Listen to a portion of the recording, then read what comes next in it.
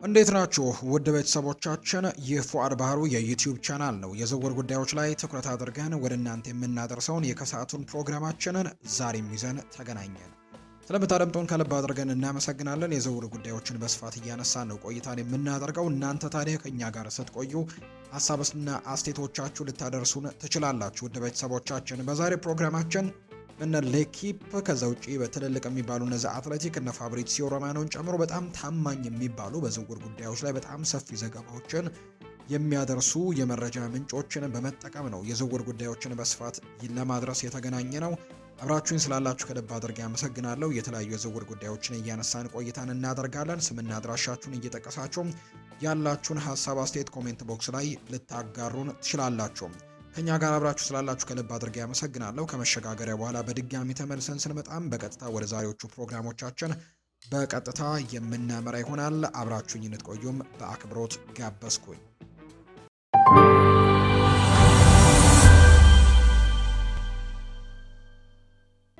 ወደ ቀዳሚው መረጃችን እናምራ። ሊቨርፑል በዘንድሮው የክረምት የዝውውር መስኮት የፕሪሚየር ሊግ ተቀናቃኛቸው ቶተንሃምን እንዲሁ መንጠቅ ፍላጎት እንዳላቸው የሚያሳዩ መረጃዎች ያሉ። እንደ ታዋቂው ደ ቴሌግራፍ የተባለው የመረጃ ምንጭ ላይ ዘጋቢ ሆኖ የሚሰራው ማይክ ቬርዌይ እንደተናገረው ከሆነ ሊቨርፑል የቶተንሃሙን ተከላካይ የሆነው ሚኪ ቫን ደቬንን ለማዛወር ነው ከፍተኛ ሁኔታ ላይ እየገፉ እንደሚገኙ መረጃዎቹ የሚጠቁሙት። አዲሱ አሰልጣኝ አንዶኒ ኢራኦላ በተለይ ቡድኑን ሲረከቡ የተከላካይ መስመሩን ለማደስ እቅድ በመያዛቸው ሊቨርፑል የተጫዋቹን ሁኔታ በቅርበት እየተከታተለ እንዳለ ነው የመረጃ ምንጩ የሚጠቁመው።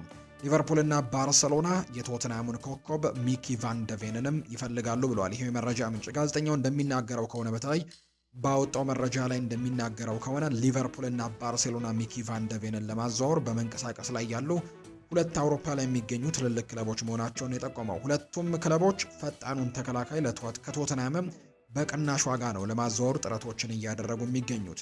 የቫን ደቬን አስደናቂ የመከላከል ፍጥነት፣ በኳስ የመጫወት ችሎታው በአውሮፓ እግር ኳስ ውስጥ እጅግ ተፈላጊ ከሆኑ የግራ እግር ተከላካዮችም አንዱ እንዲሆን አድርጎታል። ይህም የባርሴሎና ከፍ ያለ የተከላካይ መስመርና በሊቨርፑል አሰልጣኝ አንዶኒ ኢራኦላ ጨዋታ ስርዓትም ጋር በትክክል ይጣጣማል ተብሎ ይታመናል።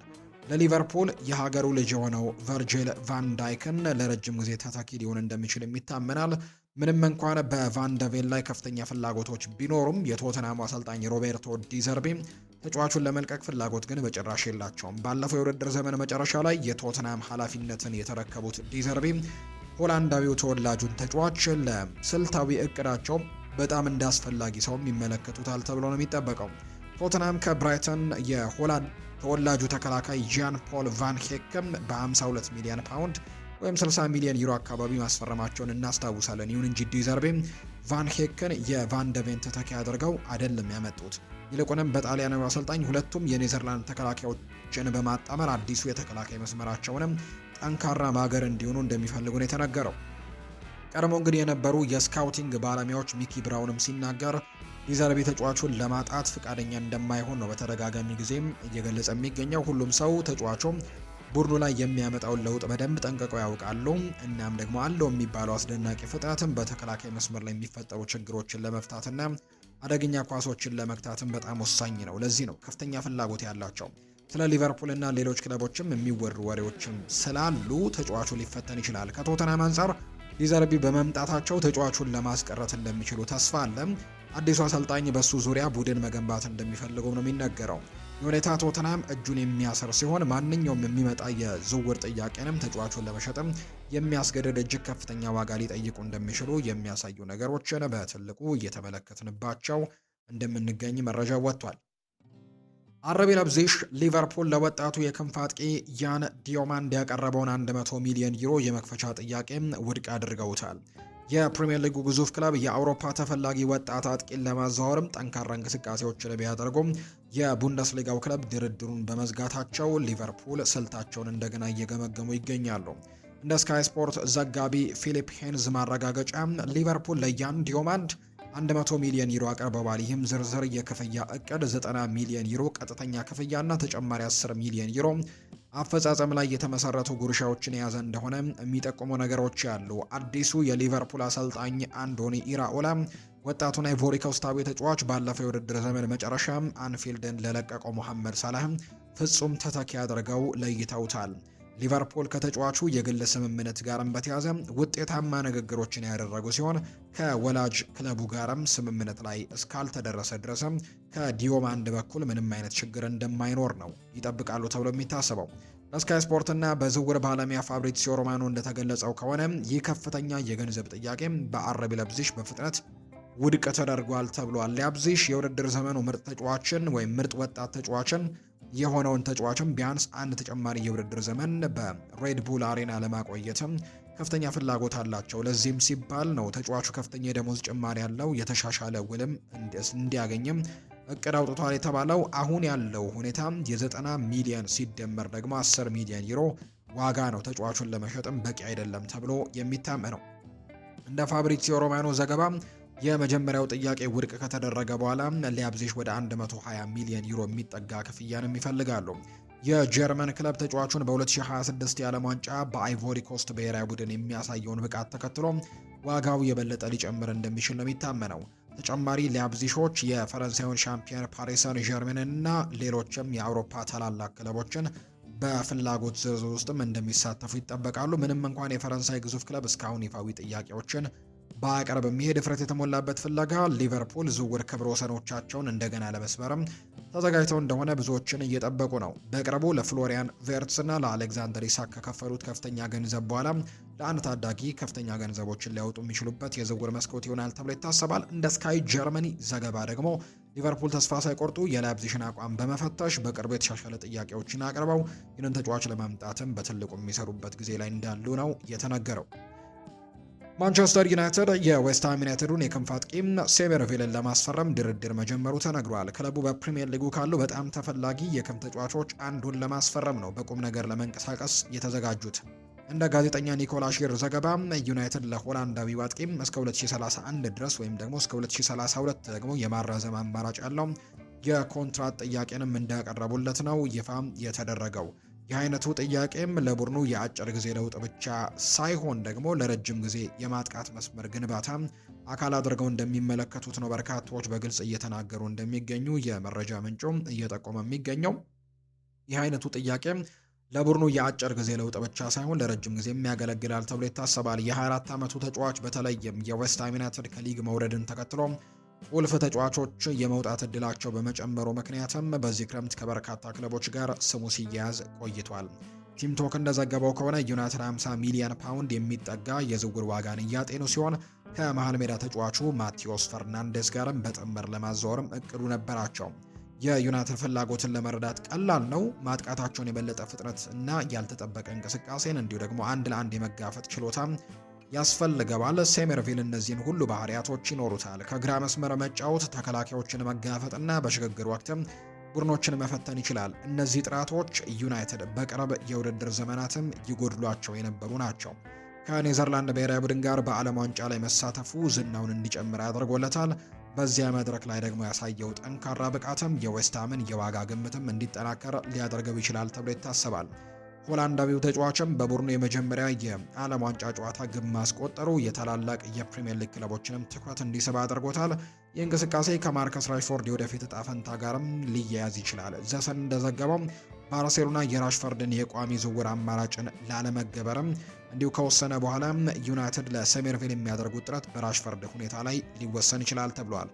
ማንቸስተር ዩናይትዶች በማጥቃት መስመራቸው ላይ ተጨማሪ ጥልቀት ያስፈልጋቸዋል። ባለፈው ክረምትም ማቴዎስ ኩኛ፣ ብሪያን ኤምቤሞ፣ ቤንጃሚን ሼስኮን ካስፈረሙ በኋላ አሁን ደግሞ ሁለገብ አጥቂዎችን ለማስፈረም ዝግጁ ናቸው። ሴሜርቪልም ትክክል ያንን አይነት ተጫዋችም ይሆናል ተብሎ ይታሰባል። ሆላንዳዊው ተጫዋችም በግራና በቀኝ መስመር ላይ የመጫወት አቅም እንዳለው ነው የሚመሰከርለት።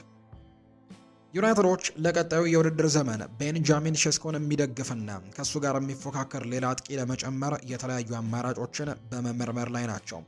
ስሎቬኒያዊው አጥቂ ባለፈው ክረምት ከአረቢ ለብዚሽ በ76.5 ሚሊዮን ዩሮ እና በ8.5 ሚሊዮን ዩሮ ተጨማሪ ጉርሻዎች ማለት ነው ወደ ዩናይትድ መቀላቀሉን እናስታውሳለን። ይሁን እንጂ ዩናይትድ የቡድን ግንባታቸውን ለማጠናቀቅ ሌላ የተረጋገጠ የአጥቂ አማራጭ እንደሚያስፈልጋቸው ያምኑ ይመስላሉ።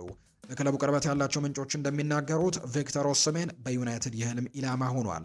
ችግሩ ግልጽ ነው። ናይጄሪያዊ አጥቂ ከፍተኛ የዝውውር ዋጋን የሚጠይቅ በመሆኑ በዝርዝር ውስጥ አጓጊ ቢሆንም ለማስፈረም ግን አስቸጋሪ ያደርገዋል ተብሎ ይታሰባል።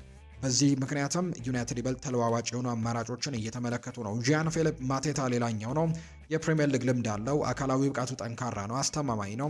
እንደ ኦሲሜን ከፍተኛ ዝና ላይኖረው ይችላል፣ ነገር ግን በእንግሊዝ እግር ኳስ ያለው ልምድ ደግሞ ተግባራዊ ፈራሚ እንዲሆን ያደርገዋል ተብሏል። ሌላኛው ዱሻን ቭላሆቪች ነው። በዩቬንቱስ ያለው የወደፊት እጣ ፈንታም እርግጠኛ ባለመሆኑ ምክንያት ሌላው ጥሩ ስም ይመስላል። ዩናይትድ እንደ ትልቅ የገበያ እድልም ሊያዩት ይችላሉ። መጠኑ፣ የግብ ማስቆጠር ችሎታውና ልምዱ ለዩናይትድ የተለየ አይነት አደጋ ሊኖረው ያደርገዋል ተብሎ ይታሰባል። ኤሊ ጁኒየር ክሩፒ እንደ ረጅም ጊዜ ኢንቨስትመንት እየታየ የሚገኝ ተጫዋች ነው። ገና ያልተጠበቀ ተጫዋች ቢሆንም እንዲሁ ደግሞ ዩናይትድ ትልቅ አቅም ያለው ወጣት ተጫዋችን ለመጨመር የሚፈልጉ ከሆነ ይሄ ተጫዋች ጥሩ አማራጭ ነው። ሮበርት ሌቫንዶስኪ ምናልባትም በዝርዝር ውስጥ በጣም የሚያስደንቀው ስም ነው። እንደ ቶክስፖርት ዘገባ ከሆነም በተለይም ለሴሽኮ ሊሰጠው የሚችለው ልምድ ምክንያትም እንደ አጭር ጊዜ መፍትሄ ሊታይ ይችላል። የዩናይትድ የአጥቂ ፍለጋ እንደ ድንገተኛ ግዢ ሳይሆን እንደ ቡድን ሚዛን ውሳኔ የሚታይ ነው። ተጨማሪ ግብ አስቆጣሪ ብቻ ሳይሆን ሴሽኮም ከፍ ሊያደርግ የሚችል ጥልቀትን የሚጨምርና የማጥቃት መስመሩን ይበልጥ ከፍ የሚያደርግ ትክክለኛ መግለጫም ያለው ተጫዋችን ይፈልጋሉ። ሴሽኮ ቀዳሚው አጥቂ እንደሚሆንም በስፋት ስለሚጠበቅ ማንቸስተር ዩናይትዶች አንዳንድ አጋጣሚዎችን እንደ ተጠባባቂነት የመጫወት ችግር የሌለበት ተጫዋችም ያስፈልጋቸዋል ተብሎ ነው የሚታመነው። ሌላኛው የምናነሳው ጉዳይ ደግሞ ቶተንሃም ሆትስፐርስ ለ120 ሚሊዮን ፓውንድ ኮከብም ትልቅ ስምምነትን ይፈልጋል፣ ነገር ግን አርሰናልን ይመርጣል ተብሏል። ቶተንሃም ሆትስፐርስ በክረምቱ የዝውውር መስኮት የኒውካስል ዩናይትዱን አማካይ ሳንድሮ ቶናሊን ለማዘዋወር ነው ፍላጎት ያለው።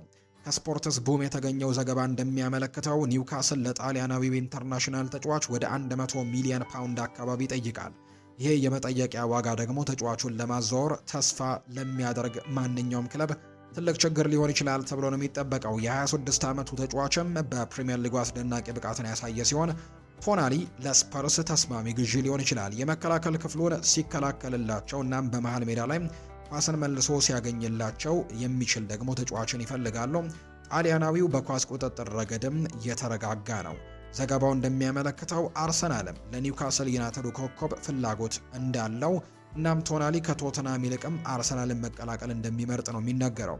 ቶናሊ ለቶተናሙ አሰልጣኝ ሮቤርቶ ደዘርቤም ትልቅ ክብር ያለው ሲሆን አብረው የመስራት እድልንም አስመልክቶ አስቀድመው ተወያይተዋል። ሆኖም ግን የኒውካስል ዩናይትድ ኮከብ አሁንም ወደ አርሰናል የማቅናት ፍላጎቶች አሉት። አርሰናል ለሱ ጥያቄን ይዞ ይመጣ እንደሆነ ማየቱ አስደሳች ነው። በመሃል ሜዳ ላይ ተጨማሪ የመከላከል ሽፋንን ሊጠቀሙ የሚችሉ ሲሆን በጣሊያናዊው አስደናቂ ተጨማሪ ነገሮችንም ሊያገኙ ይችላሉ ተብሎ ይታሰባል። እሱ አርሰናልን ለመቀላቀል ፍላጎትን ማሳየቱ ምንም አያስደንቅም። ባለፈው የውድድር ዘመን የፕሪሚየር ሊግ ዋንጫን አሸንፈዋል፣ እንዲሁም የዩኤፋ ቻምፒየንስ ሊግን ፍጻሜ ደርሰዋል። ቶናሊ በሙያው ጥግ ላይ የሚገኝ ሲሆን በከፍተኛ ደረጃ ላይ ለመወዳደርና ለትልልቅ ዋንጫዎችም ለመታገል ይፈልጋል። አርሰናል ያንን መድረክ ለማቅረብም በእርግጠኝነት በተሻለ ሁኔታ ላይ ነው የሚገኙት። ቶተናም ባለፉት ሁለት የውድድር ዘመናት በሊጉ የደረጃ ሰንጠረዥ 17ኛ ደረጃ ላይ ተቀምጠዋል። በዚህ ክረምትም እንደ ቶናሊ ያሉ ከፍተኛ ጥራት ያላቸው ተጫዋቾችን ለማምጣትም ብዙ ማሳመን ይኖርባቸዋል ተብሎም ይጠበቃል።